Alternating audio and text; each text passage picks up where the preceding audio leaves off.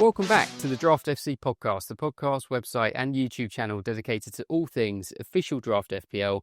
My name is Mitch and I'm your host for another one of our Road to Draft Day series, where I'm once again joined by Draft FC Kiran to continue our long meandering journey through the 20 Premier League teams to preview them all for you. This is episode 3 and we are planning to look at Fulham, Liverpool and the two Manchester clubs in this episode. How are you doing, Kieran? How are you feeling about these teams? This is the big one. This is the one that we're probably going to do the most tactics and most moving mans around on the board. This is the one that probably everyone's interested in. Like, which assets are more interesting in Man City versus Liverpool? How might Liverpool shape up? So yeah, excited to go through this. Yeah. How are you doing? Yeah, good. I'm feeling revitalized after our stint the other day where we did the first 8 teams. So coming up to halfway. Before we jump into the teams, obviously it's been during those episodes we were recording those on Thursday morning, so at that time the game hadn't yet launched. But we were talking in the hope that by the time you were listening to those episodes, the game would have launched. So it has, of course, now come out. Fair to say there have been and are continuing to be some teething problems, which again, hoping by the time you actually see and hear this episode, some of those teething issues may have been fixed, but I won't hold my breath for a couple of days. But obviously what that's meant is that Draft FC, our companion site, has pretty much fully sprung into life. So I've been able to update and add all of the rankings and the lineup. So really, for anyone that wasn't aware that we did more than just the content, we do have a site, draftfc.co.uk, and if you sign up now with a pre-season pass, you'll be able to see our full top 240 draft rankings. You'll also be able to see all of the global draft data, so we're continuing to monitor every day all of the real life drafts that are happening, and then we distill that into average draft positions for you. Got first iteration of the predicted lineups in there. We've got a live draft tool, which Draft FC Taz has been really busy getting sorted for you now. I think the main rate limiting step at the moment is the actual FPL draft process. But from our end, we're fairly happy with how things are looking. I mean, it's relatively simple but complicated at the same time. So you'll be able to see all of whichever iteration of the rankings you want, really. And that updates continually through the drafts. You can see the players as they get ticked off. And the one feature I will point out that Taz has added this year is that you can now actually add your own rankings into the site. So if you prefer to just look at yours, you can select your own rankings, and that functionality will work just as well with your own players, because it's not always as easy to follow who's going off the board whilst you're in the FPL app. The other really nice thing, and particularly once all said and done, there's a live draft table, which I think is looking particularly swazzy, which we also have to tip our hat to Draft FC Kiran for his design skills there. We've got all of last season's data, including the brand new defensive contribution points. And the final thing that I always mention is you get access to our exclusive Discord community. And yeah, the last few days, the chat was already bubbling, but it's really ramped up, and we're getting into the nitty gritty of player picks now. So yeah, check us out at draftfc.co.uk. Anything you would want to add? Anything I've missed there, Kieran? The only thing I'd add is, unlike your popular draft platform, we work round the clock and on weekends. Mitch and I are recording this on Sunday. Taryn's been working tirelessly to get all of this stuff sorted once draft platform was launched. So everything's looking good. Go and check us out. And we've got the preseason pass ready as well with all of the rankings that Mitch has mentioned. And yeah, I think that's it.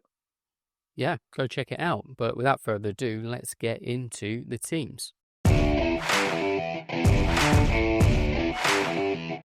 Okay, so again, I'll say it probably in every single one of these episodes. If you are able to watch this, you're going to get a lot more out of it than if you are just listening on the audio, because yeah, we're going to be trying our hands at some Carragher and Neville antics again in this episode. But we're going to start with Fulham. We're not probably going to go fiddling around too much with this Fulham team, because there isn't a huge amount to fiddle with, to be honest, because looking at that squad on paper, which I'm sure most of you have when you've been doing your pre-season prep, there isn't really anything that has changed. which doesn't always necessarily mean it's a bad thing. I think sometimes change for the sake of it can set teams back a little bit. However, I think looking at that squad on paper, it's probably crying out for a bit of a freshen up, particularly in attack somewhere. Anything jumping out at you off the bat, Kieran? Yeah, I mean that's it's one of the strong reasons I put Ryan Sessegnon down as one to watch because of Fulham's lack of attacking options here. They've got Iwobi, who has obviously had an excellent season last season and will be drafted by most people on draft day with 156 points. There's not really much going on there. You've got Muniz, who's at risk with potential clubs in the Premier League and overseas looking at him, so it's hard to draft him. But surprising that Fulham are thinking about letting him go. Mitch and I were just discussing that Raul Jimenez is 34 years old, and perhaps not the longevity pick there for Fulham. But looking at the players that played just behind the striker, you've got Iwobi, pretty much locked in, Andreas, and Smith Rowe, who is pretty much a resident sick note as well. Adama, Nuno is looking to link up with again, and Wilson is constantly just seen as a super sub. So you could think that if they're not going to make any signings in this position, Sessegnon could be playing a lot of out of position minutes, which would be quite good for your team. You could get the clean sheet points and also some attacking returns, which he had a little run, I remember, last season as well, a couple of games with good results. So yeah, any thoughts on that, Mitch? Interestingly, Harry Wilson is the one that's getting a lot of pre-season chat because he's been, he's been sort of prolific. Now, whatever that means, pre-season prowess does not always, indicate anything's going to happen in the real season or that he's even going to start. But I guess if Adama Traore is on the way out, then he could find himself sort of back up the pecking order in one of those positions. Personally, I still see him in exactly the same way you see him. I think he's fine as a 12th man. I don't think he's really going to sort of hammer Fulham up the table playing 38 games, starting in attack. Could be judging him slightly harshly. I say lots of people are. There's a little bit of buzz about him because say he's been curling them in. And that number 10 spot is, I mean, at one point last season, Andreas was sort of done. I think he kind of fallen out with people. He was talking about trying to get a move, and then I'm presuming there were no offers or no clear options for him presented themselves. So he stuck around, actually had a pretty decent back end of the season, but I'd still prefer Smith Rowe there long term personally, but doesn't make for good draft day picks.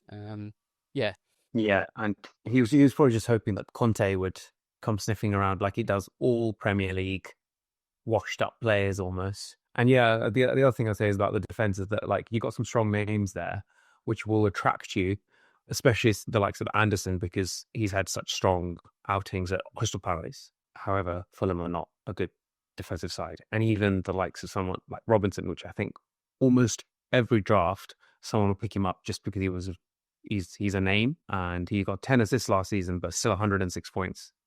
It's not good enough to be drafted. You just rotate these players in when they're playing. Anderson, Bassi, and Robinson are locked in. Tete and Cassagna rotate, but only Leonard to look at from the defensive side. Yeah, the only thing I'd say from the additional defensive contribution points, there's a massive lean towards. Robinson he was their second highest. He'd got 22 extra, but the thing I would say about Robinson, and somebody actually mentioned him in the Draft FC Discord earlier about why is he sort of seemingly so low on the rankings. He's a bit of a trap. If you're blindly looking at last season's stats and potentially where he sits on the official Draft FPL rankings, I think he got 10 assists from an expected assist rate of about 4. So that is a mad statistical anomaly, which, I haven't looked all around the top 5 leagues. I doubt you'll find another player that was able to do that +6 on their assists. That's a huge overperformance. So I would expect a massive regression to the mean. As I say, I think I mentioned it on one of the previous episodes too. Fulham were pretty sound defensively last season. Again, with just a slight regression to the mean overall. I wouldn't necessarily expect them to go up a notch on that front. And then the only little detail is if you were looking to pick up a Fulham defender, because Robinson probably is going to get mopped up on draft day, whether you take him or not. But between Anderson and Bassi, Anderson would have got an extra 26 points, Bassi just 10. So Anderson's clearly the more busy defender back there, and the one that you're probably going to want to go for if you're just looking to pick one up on a 1 week punt. And then the only my last point on Fulham really is on Muniz. So I was pretty high on him at this time last year, sort of expecting him to be the main man. And to be fair, he did start. He was their starting number 9 at the beginning of the season, just didn't really do anything. Raul Jimenez got the nod. I can't remember how many game weeks in. It was maybe 6 game weeks in, and then scored in 3 or 4 games on the bounce. And from there, just didn't really look back. And I mean, despite that, Muniz did very well scoring off the bench. I think he's still got nearly 100, if not more. How many points? He's got 86 FPL points, which I think on a per 90 basis wouldn't have worked out too badly at all. So he was a very fine third sub. But if he were to get the move to somebody like Leeds, based on Leeds' current squad, he would definitely be their first choice striker, and then would become, he'd jump 50, 60 places up the draft rankings because he'd suddenly become a starting forward. That's the only risk he takes. So I was looking at the rumours just before. So you've got Leeds obviously are interested, but there are and there's gossip of Newcastle, which I don't think is actually strong gossip. But then you've got Atlanta as well. Atlanta, sorry, in Italy. So if maybe a calculated risk you could take with later on in the draft, just pick him a bit earlier than someone else is. But that's the only thing to say. He's 24 years old. You'd sort of expect him to be hitting his prime now. So, and I think he's good enough to be starting 11 for a team who's kind of, if it's not a Premier League team, but one of those European teams who are sort of Europa League pushers, that kind of bracket. So we'll see. But yeah, like you said, Raul isn't getting any younger. All right, cool. Okay, let's move on. So we come to one of the big boys, and in Liverpool, lots and lots of action this summer. I don't even know what the current total spend is sitting at. I think it's sort of pushing 300 million off the top of my head. It's like I think they're Chelsea. Yeah, it's a lot. It's a lot. But you have to say, there isn't really a lot of money personally, there isn't a lot of money they've spent that you can really grumble at from a neutral point of view looking on, considering their platform is that they are the current Premier League title holders. I think it's quite scary, the business they've gone and done. Obviously, they got their fullbacks in very early doors. We expected that. Yeah. Wirtz was the one that we weren't expecting. I thought it was obvious that he was going to go to Man City, and for them to almost grab him from under their nose is a pretty big move. Yeah, I say we don't really know what goes on behind the scenes, but the way they're doing their business is, I wish certain other chairmen could take a leaf out of their book. I mean, the way, however they go about attracting these players and convincing them that, you sort of got to woo these players, haven't you? And say, we've had our eye on you for years. We think you could be perfect. You're the final piece of the jigsaw we need. I guess it helps when you're then going to slap 200 grand a week for, a player like Kirkhead, who's probably earning, I dread to think what his wages were at Bournemouth, probably like 40k a week or something, knowing what their wage structure. It'll be less. Yeah, I mean, but you're talking a magnitude of scale on the wages, so that almost takes care of itself. But the way that they're able to kind of lock these players in, and it doesn't really seem that any other team can even rival them for the signature. It's just so predatory, but say if you're a Liverpool fan, it's all gravy. But we haven't actually talked about any of the picks yet. Do you want to start? Firstly, it was 30k. Oh right, there you go. So, and they are one of the teams that have joined in by bullying Newcastle. First with Ekatike, but let's talk about the other one later. I was going to start off with the defensive assets actually, and just talk about how we've got 4 lined up here, which I think everyone's going to think are the sexy picks for draft day. I think the obvious starting back four, and even though I have put this in like this, I just don't see Liverpool starting like this often. Slot, especially in the Dutch league, was like perennially used to play three. They used to like tuck in, and you might have seen Robertson get fewer points last season, especially on the attacking side. I think he maybe scored 1 goal or 1 assist last season, and those were one of the last games of the season. Mm-hmm. It's because he was just tucking in as left centre back. So I actually think that like more often than not, we're going to get this guy playing because he's just, although he is attacking and does get some assists and things like that and is good at bobbing on, he will just shore up things. And they've got rid of Jarell Quansah, who could have played that role. While we have Kirkes bombing on this side, and we have Gomez, but Gomez is always injured, often injured anyway. So I actually think that, yeah, even though they signed Frimpong for a fair bit of money, Bradley will play a fair amount of games. I think Slot has also been really good at rotating players for the same position. So like, Szoboszlai plays there, but I'm gonna always have him off for Curtis Jones or something like that. Like he's really good at doing that, and I think he did that a lot with Trent last season with Quansah. So expect Frimpong to still get minutes in this role, and perhaps jump ahead in this role as well, I think. Yeah, I'll just jump in there very quickly. I say, you feel free to go and sign up for the full rankings. Currently, I think predominantly for that reason, I've got Frimpong about 20 ranks lower than Kirkes because pretty much of that reason. I think Bradley is going to see a decent amount of the pitch because I think Liverpool probably want to see Bradley and actually see if he can make the step up because I say, from a Spurs point of view as well, knowing how much of a mess our squad is, if you can incorporate, the same way they did with Trent, if you can incorporate a player who's come up through your academy ranks, it is a real nice little, really helps you with your squad building. So it's not to say when Frimpong's on the pitch that I wouldn't love to have him in my draft team. It's just knowing how much that's going to happen, and you're going to have to take a gamble on draft day ultimately somewhere. I think it's just going to be, you're going to have to really think about what sort of game they're about to play. If they're going to play, let's say, one of the promoted sides, I think Frimpong will get a look in at right back. Or if they have started with this team and they're like 1 goal behind in this 70 minutes, they will bring Frimpong on for those moments, and Frimpong will be pushed right up. So he'll be crossing the ball in, pushed up right up into this area. But like you said, there's just too much rotation with Bradley. I actually think, yeah, Kirkes is a good option. Virgil is a good option. Now, Konate, in talking about the defenders, Konate is the interesting option. 1 year left on his contract. Not many rumours out about what's going on with that contract. Very similar to what was happening last season.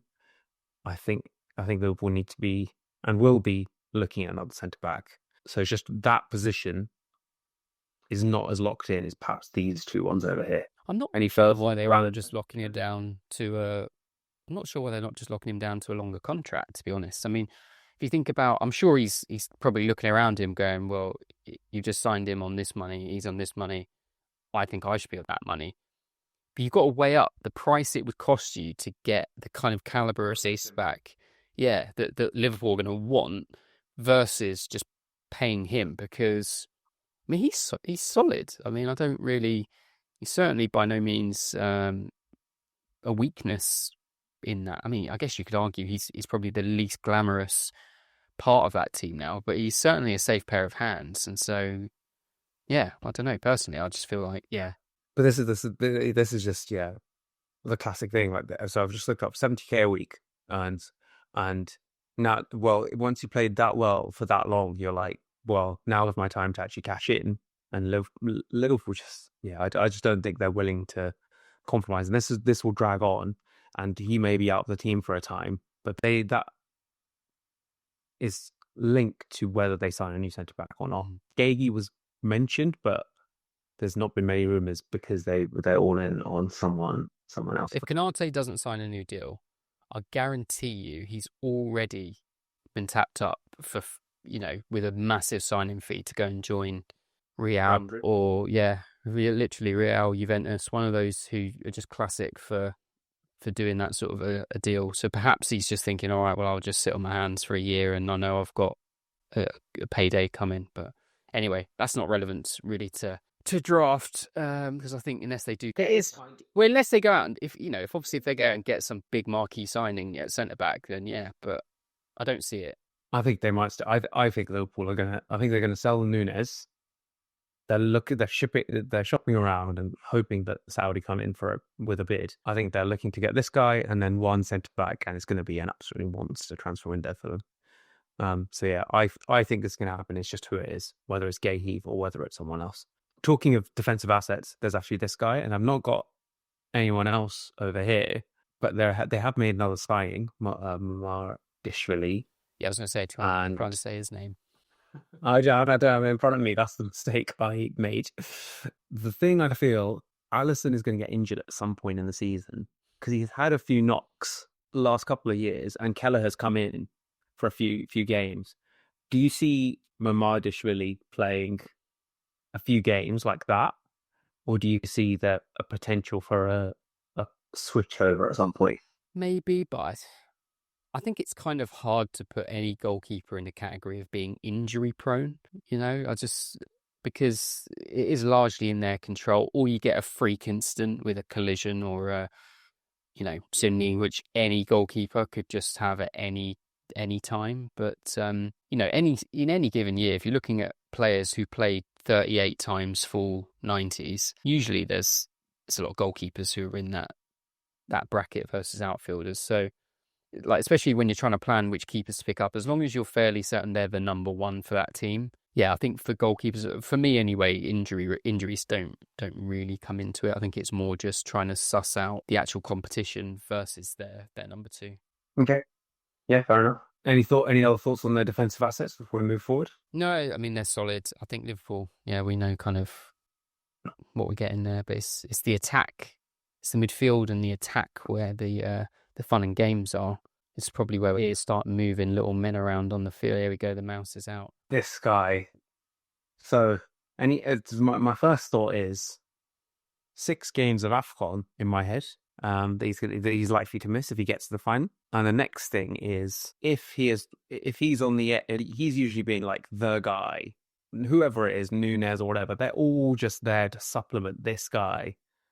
But if a new guy comes in and it's all about the new 135 million signing, does he have to play a slightly different role that means that some of his goals and assists are a bit more shared?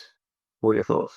I think games that they were winning like 3-0 last season, they just start winning 6-0 this season.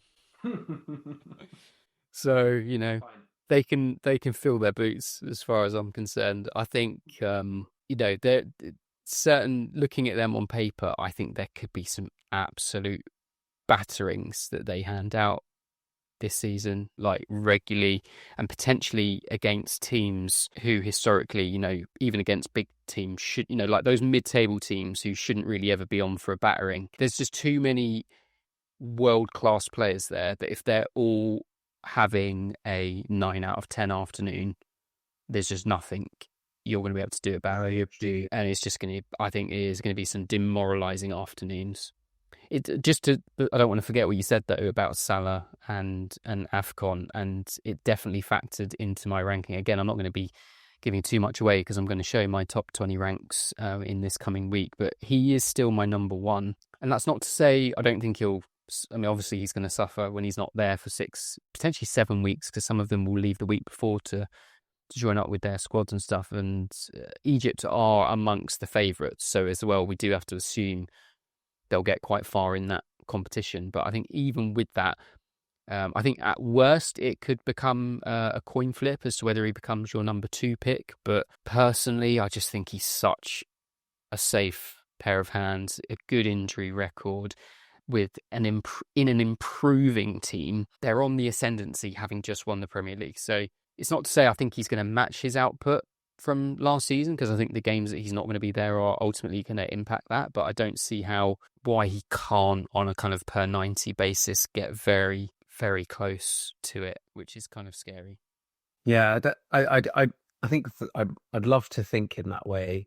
That it's just like there's going to be more maulings, and he's just going to be part of it. But I think the last couple of times I feel like he's gone to AFCON, it's off the back of an absolutely amazing start to the season, both times. And when he's returned, he's not quite been there. Given he's like 33, 34, and they don't need him, I wonder if like they especially towards the latter end of the season where he becomes a bit more of a rotation risk to play because you can probably still going to beat the team of the weekend, Crystal Palace at the weekend Crystal Palace. Isak, Szoboszlai and Gakpo, just like them. And if you need him, you bring him on. But because what you want to save Salah for is when you're losing against PSG and you need him to have that amazing game, you don't want him to have a quiet game. And I think last season he suffered a little bit because of that. So I just have this sneaky feeling the second half of the season, there just might be less of him around. It's just whether you're willing to take that risk or not. If you're presented with the number one pick, yeah, or after AFCON to sell him to someone. I don't know if there's many managers that have the balls to it. Yeah, but no, I mean, I don't think. Yeah, for a second, Liverpool will struggle while he's away. You could argue it's the only spot where there isn't a true like-for-like backup. Because it sounds like Chiesa's heading off. Frimpong obviously gives you something vaguely similar. I think the key. I mean, this is probably where. In fact, let's get Isak out just for us because let's give. We don't talk about other clubs' players whilst they're still under contract. So let's get the actual guy in here that they've got. Ekitike. I think for me, the real question comes with the midfield three: McAllister, Gravenberch, and Szoboszlai, and whether they still need all three of them or whether one of them drops out. Because if we get rid of Frimpong as well, just to put... So if we sort of thinking early doors in the season, Salah here... Now, lots of people are saying, Wirtz can cover this left-hand side, which he absolutely can. And wherever he starts, he's probably going to sort of do this kind of positioning as well. But equally, I think if you're Liverpool, I would want him right here in the centre. As an out-and-out number 10, still giving him the freedom to move, but naturally he's always going to be running into Salah over here. This is where I think the space is going to be. And I've seen Liverpool fans also saying that this guy, Gakpo, is getting a little bit of disrespect and probably going to still get some solid minutes. But again, this relies... Gravenberch, I'd say, is a lock, so you're looking at either McAllister or Szoboszlai missing out. The other thing, and this is where I would bring Isak, because people are sort of trying to work out how could they all fit together. Yeah, and if the deal for Isak does come off, I think you can still have something like this, which so Salah off the right, XTK coming in off the left, and Wirtz as the number 10, and essentially, particularly Isak, Wirtz, and XTK, they can kind of all play. They can all just kind of interchange at will. XTK can drift inside. Wirtz can then sort of drift over to cover that space on here. Depending on what you're doing with the fullbacks, one of them can be getting up. You can go full balls to the wall, not have McAllister in there, and have Szoboszlai sort of fill in that space more on the right. It's just so many options. It's kind of, it's scary. And I'm saying if you did want that more natural... Well, saying that as well, Gakpo is in exactly the same mould. He can play here, he can play here, he can play here. He again can cover all of these options. It's it's scary. I say it's just Salah is probably the only one they don't have a like for like, but like you kind of pointed out, I think that's where Frimpong just comes into his own because he can pretend to be Salah for a few weeks very happily. And I think they will. I think that is the reason they signed him, to be that position. So yeah, I think just following on from what you were saying there, I think Szoboszlai started 29 games with our season and got 143 points. That is a reason why I'd hesitate to pick him based off just those points, because I think while there will be games he'll play here, I think there's just as many games that he'll play there, and there's just as many games he'll come on for 20 minutes at the end. I just don't think it's worth it. I think, the ones that you are looking at in this side are Salah and Wirtz are the first two picks from this side for me. Ekitike is an interesting one. I think he does like drifting off to the left channels. He doesn't start games there, but he does drift over there. Thierry Henry. So I do think there's enough players like Wirtz or Gakpo that can fill that space and it will work well. Even despite Isak news, I'd be really high on Ekitike because Firstly, Isak might not come. Second, Isak's been subbed on in like half of the Premier League games he's started. It's because he is someone who does get an injury every now and then and does need to be protected. So that's probably the reason why they've looked to sign both of them, just to have that cover. So, like I said earlier, Slot does like to rotate particular players, and he's good at just like bringing them off the bench, get 5 subs. So I would still pick him very high up, even just off the basis that Isak might not come. But yeah, all right. Let me give you a more specific question then. So currently, Isak is one of the top 5 picks in a Newcastle shirt, and XTK, like you alluded to, he's kind of late first round, early second round, depending on how many teams you're drafting with. So let's imagine Isak signs for Liverpool pre-game week 1. What does it do to either of does it change their rankings? Does it move Isak down for you? Does it move Ekatike down or up? Okay, but if I'm trying to work through this potential, it would move Salah slightly down for me. I am just a little bit colder. Not to say that he's not going to have an absolutely unbelievable season, but I just think that potentially him and Isak are sharing a bit of the madness. Not that it all just like, I think potential someone like Palmer, who Chelsea are putting all their like everything is going through him, is a potential stronger. So you'd be putting Salah down to like number 3 over number 2 or 3. 2 or 3, fine. Yeah. And then Isak is probably my number like 3 pick, or maybe 4 pick. Either he's staying static, or I might again be knocking him down 1. Maybe Saka goes ahead. I think I would knock him down 1. I think he was just because everything's he's just to be top 5 because there is a cliff. But someone like Saka, everything is funneled through him. So I just think that matters. And XTK, I don't think that much changes for him. I think he's arriving in at down maybe a couple of spots perhaps.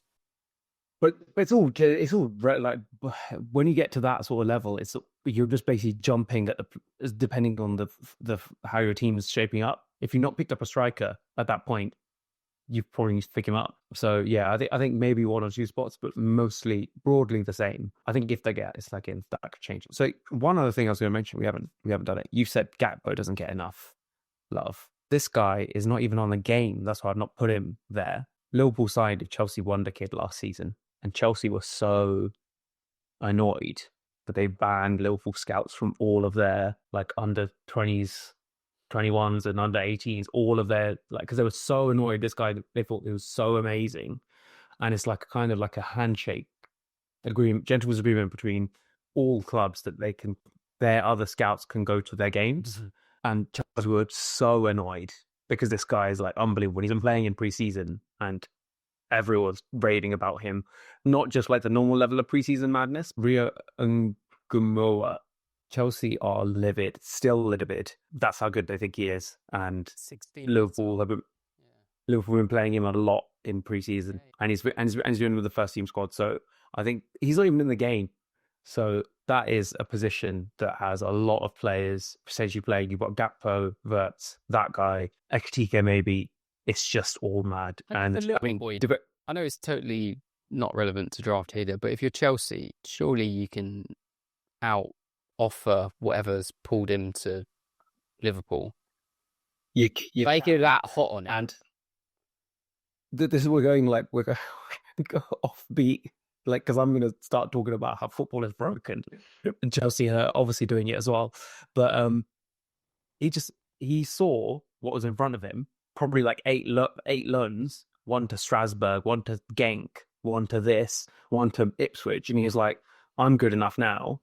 And Liverpool's giving me that. Today, Tyreek George is looking for a permanent move away, because I guess he's definitely in that clutch, isn't he? You just end up on a loan merry-go-round for a couple of years before actually drifting away. So exactly. So this guy's like, I'm good enough now. So I now don't see the opportunity here at this club, and Liverpool have come and offered that. So yeah, that's the reason. And I think if you get any noise if Slot, because Slot is quite good at like giving stuff away.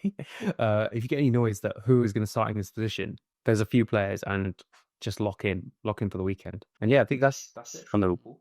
Yeah, the only final thing I'll say, Gravenberch and McAllister, 50 extra defensive contribution points between them last season.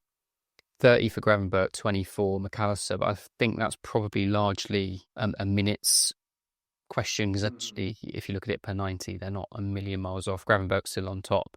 So that put Gravenberch's final tally to 122.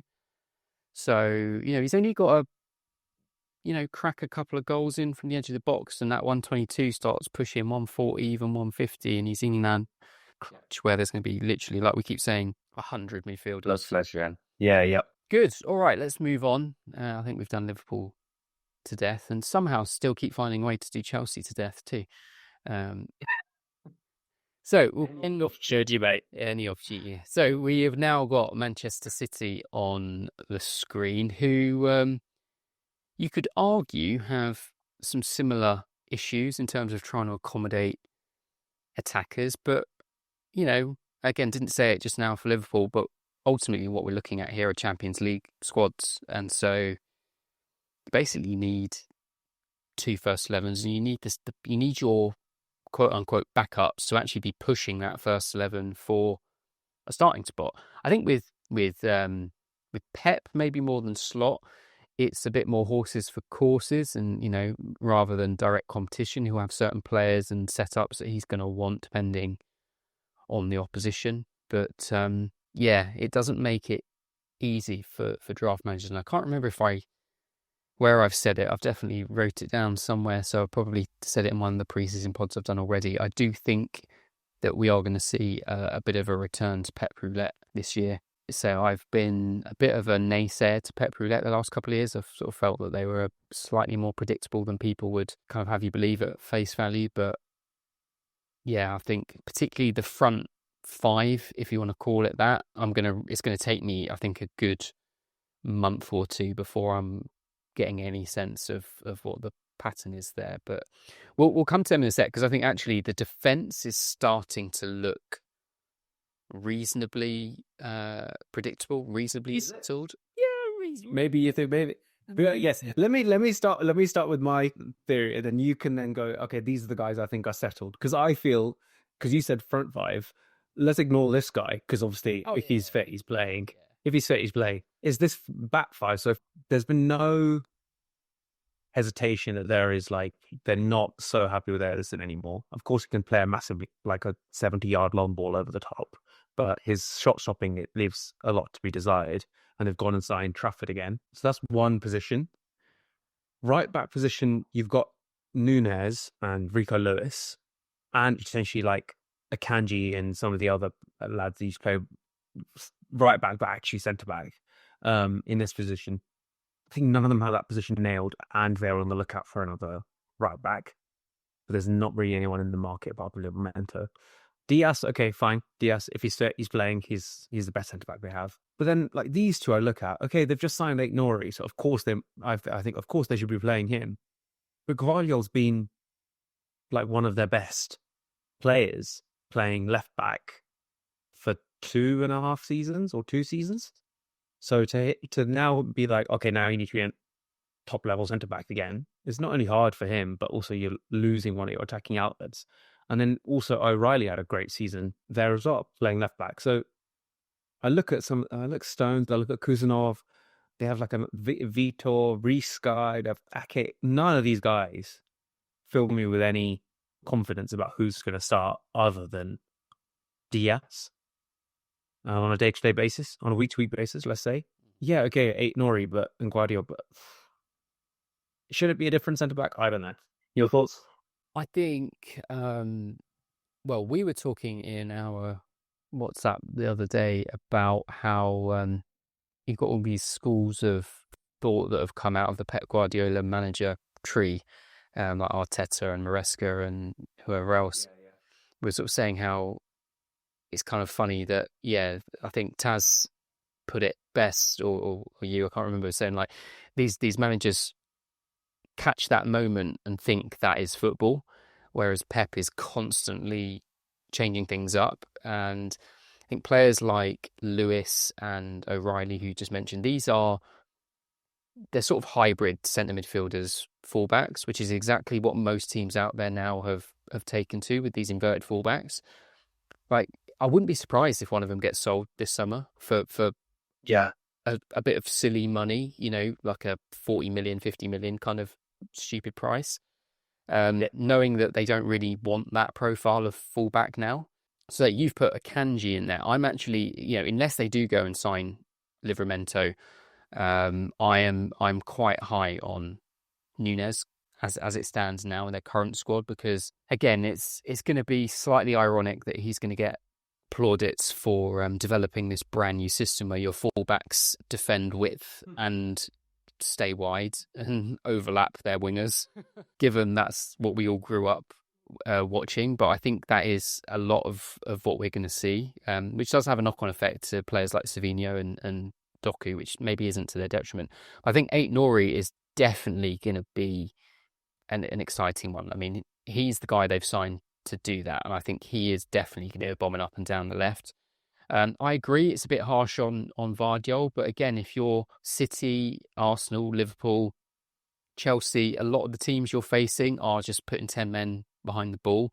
And so and it's kind of like when Kante was in his prime at Chelsea. When you've got Rodri on the pitch, you've basically got the 12th man as well, haven't you? So having Diaz, Vardiol, Rodri, Reinders or Bernardo or whoever else that is, or one of your fullbacks tucking in, I think defensively there's enough bodies there to be okay. I think City are always going to there's always going to be goals they score transitionally on the counter-attack. And I think they kind of just make peace with that.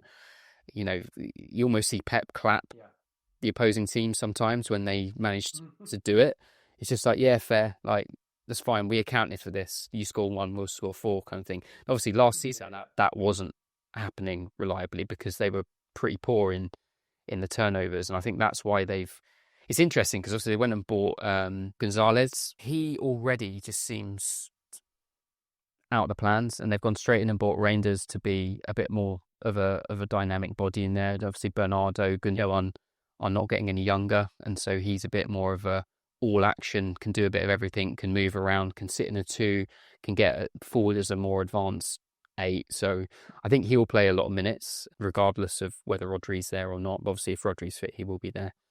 So, I was going to say, so for City, I've actually got 2 pages, so you can flick to the next one. So my thinking was like, based off what the game will be, and whether Rodri is like sort of back to his normal Rodri self, there might be times where they go back to that old style that we just had there, and maybe Akanji will play one side and like a smaller 3 centre backs and a full back sort of thing.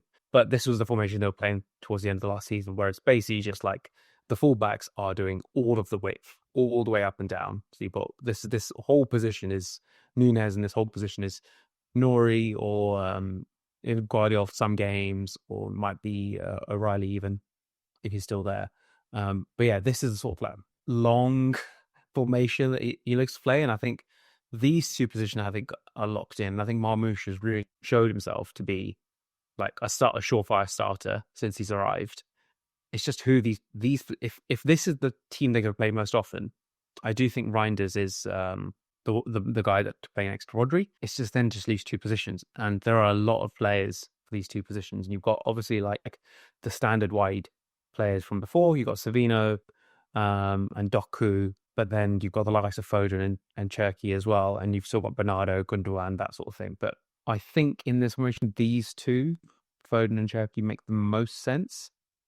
But in the previous one, I had Foden dropping out because I thought maybe with width, Savino makes more sense. So yeah, I think what he's done is he's bought a load of players, but they're all for different sort of games and game states, like you were mentioning, and Pep Roulette will return because one year they'll be like, oh, Rodri can just patrol this against Everton, and we'll go back to our normal width. Whereas against Chelsea or United, we're going to do this. So yeah, I think this seems like more of a settled team now. You put it down with the formation they finished last season with. Yeah, the thing I worry about are these two, Shirky and Foden. I just don't know. I mean, Shirky is sort of, we'll have to wait and see what Pep does with him. He's kind of renowned for, he's not the one leading your high press, should we say. Um, yeah, I just wonder if that team can accommodate Shirky and Foden. And I wonder if actually we end up seeing potentially Foden drops out and you have, Doku playing slightly more inside. You've got Marmoush can kind of do a bit of everything, so he can, and then Aït-Nouri still providing your width. Nunes is providing your width here, and have this kind of ends up in this sort of an umbrella situation, I guess. And you're still fairly secure on the turnover, and you're basically turning it into a 4-6. But yeah, it does mean Foden potentially misses out. Of course, Shirky could be the one that misses out, but I wonder if it does become a little either or, which again doesn't make it very attractive for drafting. And Foden is really sliding down draft rankings. I can imagine. So yeah, just to reiterate, I think these two are locked for me. These two are just for obvious reasons. If Haaland gets injured, Marmoush is the only guy that can really play in that position. But he has also shown himself to be really strong as a partnership with Haaland. I think what City has seemed to be missing, and it's the reason I put this guy down as the one to watch, is if Nunes isn't the guy doing this, Rico Lewis can't really do it. There's no one really to provide that width. Rico Lewis is not the guy that can run up and down. Walker's gone. And let's say Nunes isn't playing one game and they've got a different right back in. Maybe it is like an Akanji or someone like that who's then asked to tuck in. Like, who's going to come and provide the width down this space? And the only person I can think, maybe Cherky, but this was the guy that was touted to have the breakout season last season and got injured and never really played. And I wonder if this I've just got an eye on him. It may be the ship has sailed and Pep doesn't play the formation anymore, and tough luck, you're like kind of done. But I think there's a lot of eyes on him to have like I said, breakout season last season. I think that he could be the one that provides this width, not like in a attacking way, but maybe he's like one of these guys that sort of like drifts out and one of these centre backs like tucks in, like something like that. How Pep does it. But I guess like Shirky, you could argue is sort of like a direct block almost. But yeah, I'll be honest, sort of a forgotten man, and you wonder if he could be a cheeky like round 15 draft pick. Just see what happens for.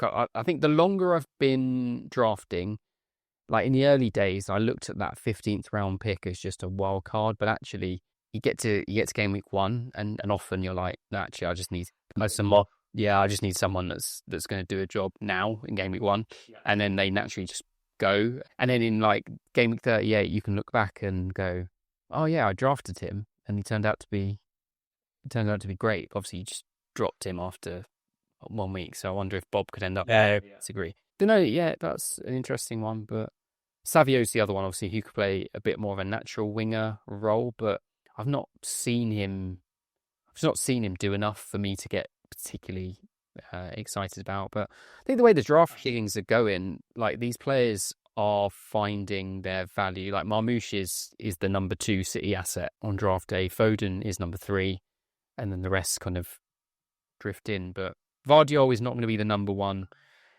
defender this season again. I think we can say that much. That's good. You said about Savinho. I think the only thing that keeps me warm, I don't know if I would draft him, is that I think he does more defensive work than Doku. And last season, because of the formation and the lack of right winger, he was tasked to play there a lot, whereas he's actually a natural left winger. So I wonder if that will actually mean that he sometimes supplements this role, this like sort of wide position role, and is more likely to play than Doku because he'll actually defend. Yeah. But yeah, I think I'm, as you've already kind of mentioned, I'm not hot on Foden either. He had a great season the season before, but it seems like a fairly big risk given we just don't know how this formation is going to fully settle. Yeah. Down. There are certain points in the draft, if he's kind of there, knowing his upside, I wouldn't have too much problem. But yeah, he's not in my top 20 picks as it stands. I mean, yeah, I know knowing the upside, we get drawn in by that sometimes. Whereas you look at like 135, 137, 142, 105 last season, and then the big season was 230.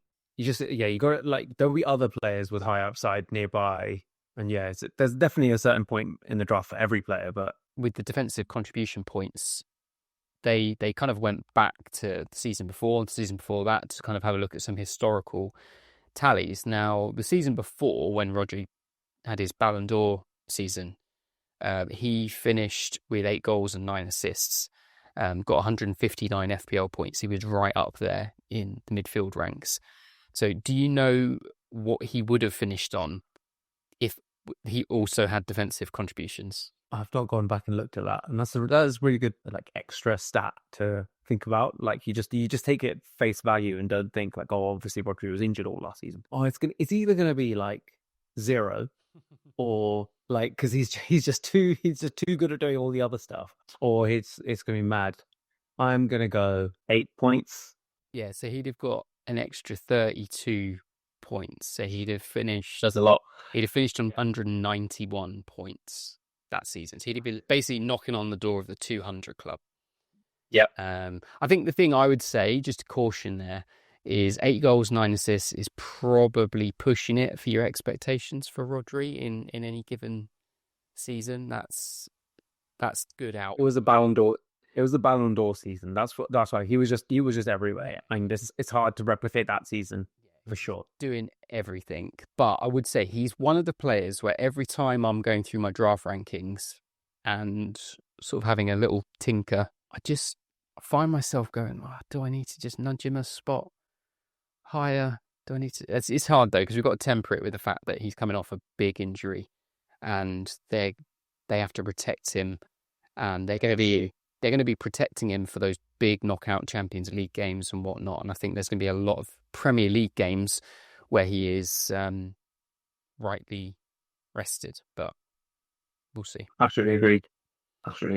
Yeah, so let's move on to the other side of Manchester, the much more sensible, organised side of Manchester, Manchester United. Where you want to start?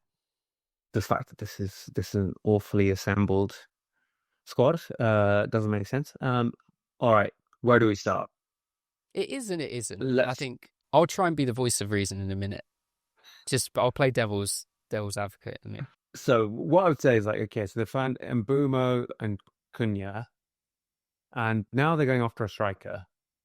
The reason I think that they're doing all this is because Amorim, halfway through the season last season, was threatening to walk, and they must have promised that they were going to go big in the summer. Otherwise, I don't know why he would have stayed. They were having an awful season. Them signing Mbumo seems strange to me because there seemed like there's other positions they need to focus on. And them looking at we haven't got anyone here, but Sesko is obviously heavily linked at this point. But them looking at a new striker also feels like, I know Foyland's not set the world alight, but there again seem to be other positions they need to. Now that they've signed Cunha and Mbumo, aren't there other positions they need to figure out? So just constantly just find it a strange club. This is what I was going to say was the interesting point. They have not settled on. This is your engine room of your team, and you've got at the end of last season, actually Casemiro was playing a lot of these games, and often on his own because he's here, and Fernandes is just doing his standard number 10 role where he's over here and then he's back over there. A la Steven Gerrard, like 2007. It's like, I'm just everywhere on this pitch. And it just means that there is just constantly a gaping hole in this team and they are just overrun. And I think that's going to continue to happen because now they've signed someone to play in this role, which Fernandes could have easily slotted into. And unless they sign another centre midfielder, or unless perhaps this guy isn't injured for more than the whole season and is potentially able to provide a bit of like engine room and legs like Mateus Nunes and Ugarte did for Amorim at Sporting, I just don't see how this midfield can work. I just think constantly there is just going to be a massive hole and they're going to be struggling defensively. Any rebuttal to that or voice of reason, Mitch? The only thing I'd say, I think they are starting to fill pieces for Amorim's system. I think Mbeumo and Cunha, again, forget about the price and the fact that they massively overpaid. Because as when you're on draft day, you don't lose points because they cost 60, 70 million pounds. They're just a player on a screen. I think they're clearly a fit. I need to stick on the positive line. And Fernandes is a player. It doesn't matter who manages that squad in whichever system, he's got a place on the pitch. He's that good. You can stick him deeper in a double pivot. It's probably not going to get the best extraction from him, but he'll do as good a job as anyone else in the Premier League. Likewise, in one of those more... It's just a shame because any system that is vaguely based on a back four, I think Bruno Fernandes just flourishes, whether that's as an 8 or a 10. He doesn't really have the skill set or the mobility to do what Mbeumo or Cunha are going to do in this system. So it's a shame. So it's going to pull him slightly further back, but we saw him playing slightly further back for a lot of last season and he was still churning out FPL points. And again, in terms of the big boys, he was another one of the big benefactors of the defensive contribution points. He'd have got another 22 points last season, which would have put him on 196. So he'd have been right knocking on the door of the 200-point club. So I've been talking about Bruno as the bridge in terms of that cliff that people are talking about in the top 5 picks. I think him and also Ollie Watkins are that bridge. But going back to the negative, I guess, you could argue that they had the perfect ready-made player to occupy Brian Mbeumo's spot right here in Ahmad. Like that is his position. It's not to say he's not going to score points and he's not going to do all right playing in this role. But if you just put those 11 empty spaces on a tactics board and said, where do you want to play? It would be there.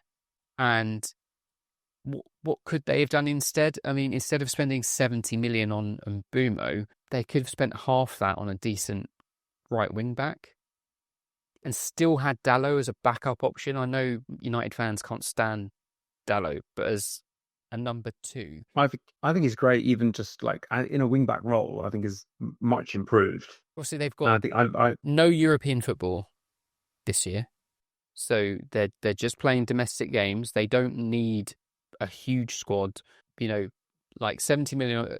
Say you could have spent 40 million and got a very good right wing back, young, good right wing back option who could sort of be a bit more tactically versatile if and when Amorim gets sacked in 6 months' time and you change the whole system again. And then obviously, I know it's a slightly different set of circumstances, but again, the money that was spent on Cunha, you've got Garnacho, who's now just become an outcast, who could well go to Villa. Chelsea seem to keep getting banded around in the rumours and be great. I mean, his potential, his ceiling over the next 2 or 3 years is still super high. It's just all gone. It's just all fallen apart, really, isn't it? And yeah, it's definitely strange. Like again, the reason I was being a bit down on it is that Mbeumo and Cunha will have good seasons. We will discuss that, but given the positions they had, central midfield and striker was the position they should have focused on first. Højlund is expected to run these channels constantly, just like always looking for the ball over the top. And then when he's like arrives in the box, he is not a stone cold killer because he's been just running for like 85 minutes. So yeah, putting all that stuff aside, I do think that Cunha and Fernandes will rotate some games, and Mbeumo and Diallo will rotate some games, but equally, there is potential for some good, like sort of like attacking rotations to happen between these two positions, and like just in this space, but if they don't sign a striker and finish them up, we might be struggling a little bit. But it obviously says they've been banded around.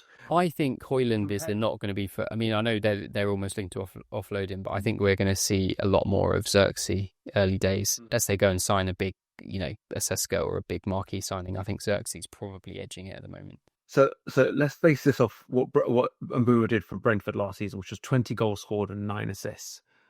Where do you see him in this? He'll do. To be fair, 38 starts, but Yeah, Let's I've said it as much in the marquee signing episode.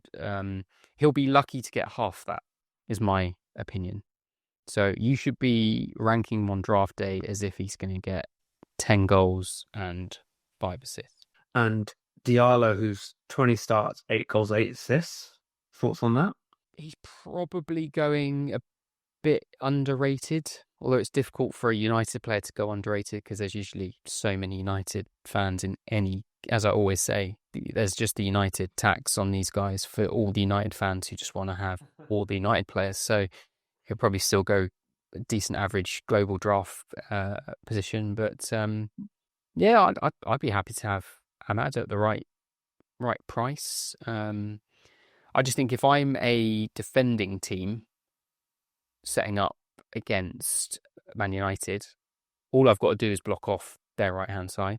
So I've just got to make sure that my left side is, nicely packed out. If they want to play Fernandes deep, that suits me down to the ground. And on the other side, I've got Cunha, who loves a pot shot from 25 yards. He can do that all day long.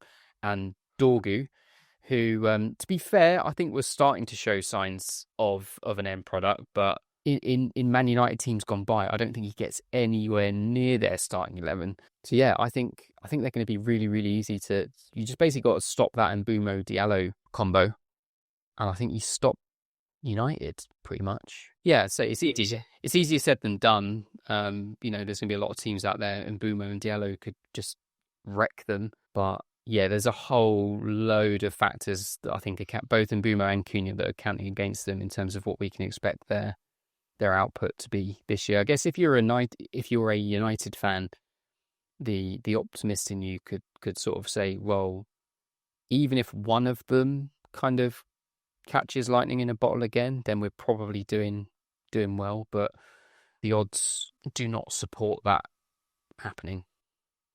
Yeah, I think. So you said easier said than done. Like, for example, Arsenal attack down the right constantly, especially in the Ben White Saka days, and no one could still stop it. I don't think these two are quite there, but these are two of the best right wingers of Premier League last season. So if they can get something going together, it could be quite good. Dorgu, just to reiterate on your point, just shows the nonsensical nature of Man United. They signed a 20-year-old for like 30 million and then decided to play him over here, not in his standard position. Just stupid. We've talked to this attacking assets. The one that I think, a couple that I think of are of interest. If they can get some semblance of shape and plug a gap here, whether it's with Fernandes or whether it's with Mount or a new signing centre fielder that just starts having a bit more of a settled shape, and they started last season with a couple of clean sheets, so it could happen again. Martinez is ahead of the game with his injury and could be back very soon. They're talking the first international break potentially. I think the person that might start the season is this guy here, and he's very highly rated to the point that I think potentially even when Martinez comes back, okay, he can rotate a little bit, but I think De Ligt might even drop out. Martinez might play that central role, and he might look something like that. So if there is some shape to this team and they start getting around a couple of clean sheets, this could be someone you could pick up either in waivers early on or towards the end of your draft, which could be someone that no one else is looking at. Yeah, so the thing, they've got Arsenal, haven't they, game week 1, so you're not really, unless you're in a huge league where you have to pick up these starters, most leagues you're probably not going to be too fussed about picking up a United defender, not least because you could actually end up missing one of the starters, particularly amongst those sort of 4, maybe 5 centre-backs who could all be playing. Yeah, you say Arsenal game week 1 is almost certainly a dodge. So you'll have at least one game week to see how they line up. But yeah, say Sesko. Should we quickly mention him? Yeah. Seems like the most, I mean, say Newcastle are kind of hovering and buzzing around too. But yeah, if Sesko were to land here, where would he end up on draft day? That's the question, because I guess he would be out and out undisputed first choice number 9 over the other two. So straight away he's a starting Premier League striker, so his value goes right up into the top 2 or 3 rounds as a minimum. The trouble is you've got then a whole brand new attack who've never played with each other. Obviously, Mbumo and Cunha will have been training together for a little while now, but it's all quite a lot of change all at once, and for Sesko it'd be a brand new league entirely. So yeah, I'll harp on with my classic saying, which is, there'll be United fans going, oh, he'll get 15, 20 goals this season. No, he won't. Yeah, I think it's good that you brought it up. Something for us to have a quick chat about. I think this is a player that and a risk I would rather let another manager take. There's always a position to take a risk yourself. But Sesko is basically in everyone's thoughts because he had a stellar end to not this season, but the one before, where he's basically scored 8 and 8. And I think Nicholas Jackson did that for Villarreal and Chelsea signed him. And he's not necessarily set the world alight in terms of Premier League goals. He scored 9 and 8 for Villarreal. Sesko's not had a great season. And that's why, he was the one that Arsenal wanted originally. And they've gone for someone else. And there's a reason for that. And I think only Newcastle and Man United are sniffing around because they have such an important gap in their squad and they need a striker, and there's not that many strikers around. But 13 goals in the Bundesliga is not great, given that we've had players that have scored 20, 25, the likes of Havertz, the likes of Werner, that have come over and not set the world alight. So let someone else take that risk. And if you've already, the only last thing I would say is, if you are a Man United fan, you've already decided to pick up one of the other guys, then definitely don't pick him up. Just don't do that to yourself. Yeah. That would be the worst outcome. Yeah, go on, Rich. I think just to sort of throw a name out who Premier League followers might be able to, just as like a point of comparison, on paper, he's probably not a million miles off Mateta in terms of his underlying numbers. The reason he's getting the hype, number one, he's 22. So when Arsenal were trying to decide, obviously Gyökeres is 27, I think, or be 28 by the time the season finishes. So he's kind of into his final big contract, you could say. Whereas obviously Sesko, you're sort of looking at like your franchise quarterback for the next generation potentially. And the second thing is, if you haven't seen him, he is a specimen. He is, he's a big lad. He's got all of the physical attributes. So if you are a particularly optimistic coach out there, you're looking at him going, well, look, he's already doing this and he's still quite raw. So if I can just chisel a bit here and chisel a bit there, have I got the next Cristiano Ronaldo? Essentially, it's the kind of the ceiling people would be like. You can, that kind of Moneyball. The old boys sitting around the scouting table looking at him going, that's a thoroughbred. But then you've got the stats boys going, well, he's okay. He's good. He's not great. And so someone, like you said, someone will take a punt on him. But for me, he would be definitely not a first round pick. He would be in that probably mid to late second round area just because of that and where he is. But he's an interesting one. So he could end up at Newcastle, who we're going to talk about in the next episode. Could be a good segue, but I was going to get, before we leave, I'm going to get you to compare Sesko and Ekitike, and if they're both on the table and you're sitting there, start of the third round, they're both sitting there. What's the deal? Oh, I thought you meant if I was Daniel Levy, who would I sign? If we're talking draft, Ekitike all day long. Yeah, same. Ekitike all day long. If I was Daniel Levy, I kind of, because I've obviously spent the last 10 years with a Harry Kane figure, I don't think Ekitike has that in his future. That's not a slight on him. I don't see him as being like the face of Liverpool. Could be totally wrong. You can clip this in a couple of years' time when he's winning the Ballon d'Or. But I think that's the thing that's going to keep getting boardrooms, is that Sesko is just, I don't know, there's potentially something there where, you're not going to get him cheap. He's still going to be 70, 80 million, but could be worth double that in a few years. Rumours are that Leipzig have turned out 80 million for Newcastle, so Have turned down. So But I guess that's a business thing, because obviously Leipzig are looking at Newcastle going, you might have 120, 130 million pound burning a hole in your pocket in a few weeks, and then you can come back and talk to us. That's the problem, isn't it? When teams know what you need and how much money you've suddenly come into. So the value, he's not worth that. He's not worth that at all. He's not worth anywhere near that. But say it's all, you can't put a price on potential. That's the thing you're trying to value. And he's 22. It's like the most expensive age generally you can buy any footballer as they're sort of hitting their prime years. So yeah, interesting one. Maybe he's the guy that turns Man United around, and we're looking back on this, and yeah, United are back to being regular Champions League team. And yeah, the guy that's going to turn Man United around is a centre fielder to play either here, or if they can somehow. I just saw your mouth bickering on Ugarte then. I thought you were going to suddenly say that Ugarte was the player that's going to you know. This player being replaced, Fernandez being replaced by someone who can actually, provide something in the engine room. So Fernandez can play in that role. Or if they can find a Rodri or a Kante from 2017 to just play alongside Fernandez and just do all of that, then yeah, that'll work. Just appoint McKenna as their next manager and play a very modern structure with a back four, and I think everyone just has their place. Yeah, bring Garnacho, bring Sancho back. Yeah. I've been burnt too many times now by these managers who come in with their way or the highway. Obviously, it's easy to say when we've just got the epitome of the pragmatic manager in Thomas Frank, but yeah.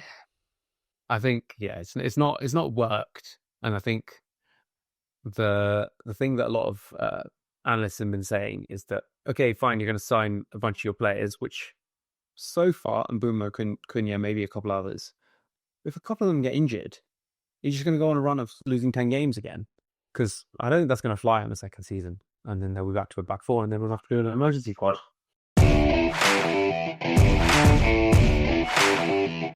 All right, let's leave things there, because I think even by the time I edit this down, there are going to be people who have just spent nearly an hour with us. Maybe we thank you for it. Well, yeah, absolutely, we do. We thank you for it.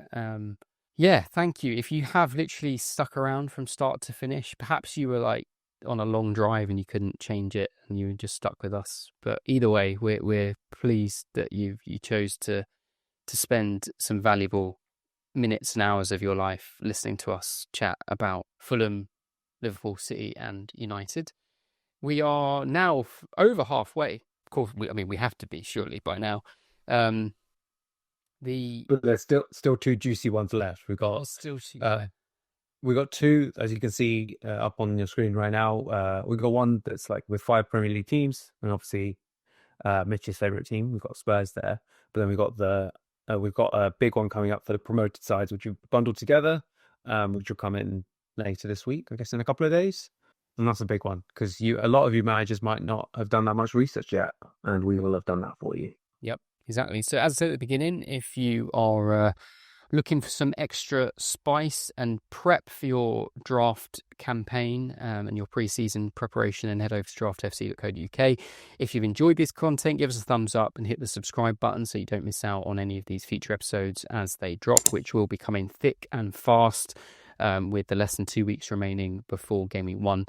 If you're listening on the audio, follow us on whichever platform you are listening to. And until next time, stay shook. Stay shook.